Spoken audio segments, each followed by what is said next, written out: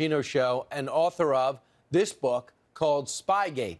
So it's also a great book that we're going to be talking about a follow-up. If you have to come out with a paperback on that, there's something that Popadopoulos provided for you that's going to help. But first things first. All right, President Obama was on the campaign trail over the weekend in California. Listen to what he said on stage, and we'll get your reaction. Sure. It's a consequential moment in our history.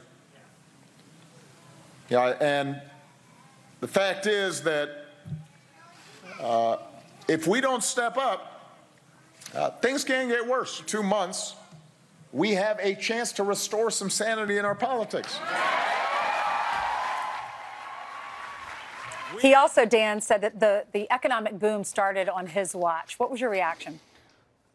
I was horrified listening to this. And listen, let me be clear on this again. I have no issue whatsoever with former presidents speaking out. I know it's not the norm. But candidly, I wish George Bush would have defended himself against Barack Obama. The amazing, hypocrisy of Mr. Obama. Now, think about it, right? For 8 years, through this dreadful recovery that nearly every American felt economically in some way in their wallet, what did he do? He blamed George W. Bush while he's in office. Then he gets out of office. The economy turns around lickety-split just like that. And what does he do? He has the gall to take credit for it when Donald Trump's in office. I mean, it's absolutely amazing that the nerve of Barack Obama to do this. Again, I don't have any problem. He's a free citizen. He can say what he wants. If he thinks he's helping, though, I sincerely doubt that proposition. Remember, Barack Obama was good for one thing.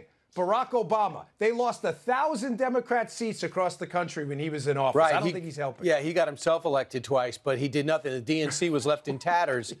Great speaker, great charisma, wonderful family. But I think President Trump is relishing this fight.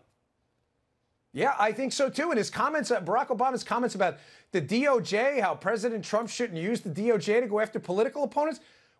Seriously, was that like his shot at comedy? Did he see an opening in the comedy field for some extra, a few dollars in the Laugh Factory Act? I mean, that's got to be a joke. I mean, Barack Obama's administration was knee-deep in the quagmire of this entire Spygate scandal. I think he should sit this one out on the DOJ as well. Just my personal advice. Yeah, and don't forget what he did with the Tea Party. Tea Party, the IRS with scandal. With the IRS, the DOJ. They were busy. Fast and furious. I mean, the AP, the phone records tapping, it went on and on and on. The litany of scandals is 3-4 pages long. Right. Well, the scandal we're talking about right now on all the channels is the Russiagate thing. And it was last week that George Papadopoulos was sentenced to 14 days in jail because he wound up telling the FBI something that was not true. Turns out it sounds like, and here he is talking about his run-in with a CIA informant, who it sounds like was taping everything he said, trying to trap him. Sounds like it was a setup. Here he is over the weekend. I received an unsolicited email from Stephen Halper, who I thought was a Cambridge professor, inviting me. So he reached out to me and he said, I want you to write a paper for me on your expertise. I joined him about a week later over drinks at the Sofitel in London, where all of a sudden, he pulls out his phone. Everyone has phones when they meet with me. And he places it in front of him, and he begins to tell me, so George, of course, hacking is in the interest of your campaign. Of course, the Russians are helping you. These open-ended questions, and of course, you're probably involved in it too. That's correct, right, George? And Dan, he thought he was just going to London, staying in a nice hotel, writing a little paper, getting paid $3,000, but it was all about, it looks like, from your point of view, a setup. Oh, there's no question in my mind. And let me be clear on this, too. I am begging the liberal media that alleges out there that anybody who brings up the facts surrounding this case is doing some kind of a conspiracy theory. I'm literally begging you to debunk the facts in this case, because you can't.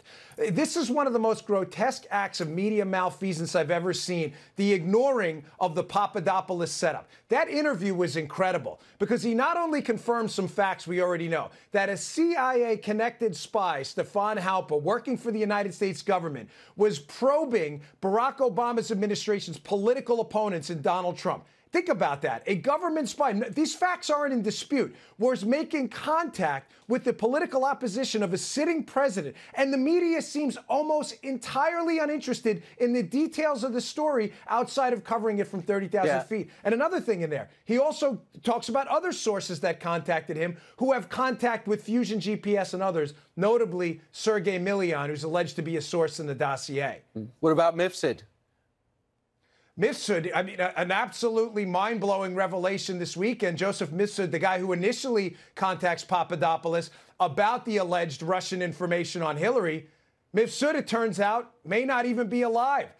This has, again, been reported in The Hill. It's not my information. The DNC's been looking for him as part of a lawsuit. They can't find him and came out and said, in fact, and I'm quoting that, he may be deceased. Again, I'm not alleging anything conspiratorial. It could have been entirely natural. He could still be alive.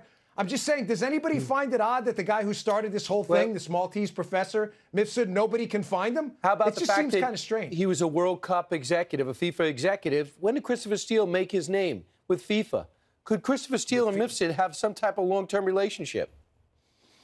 Christopher Steele has connections with a lot of people, Brian. Also with, he may have connections with Milian as well, through Oleg Deripaska. They were at it. I mean, the connections in this go deep. But the Mifsud may be deceased line, you know, again, I'm begging the media, go find Mifsud. We'd love to hear from him. The headline this week could be that the president will declassify some of the FISA application information, and then we'll have a better idea what happened.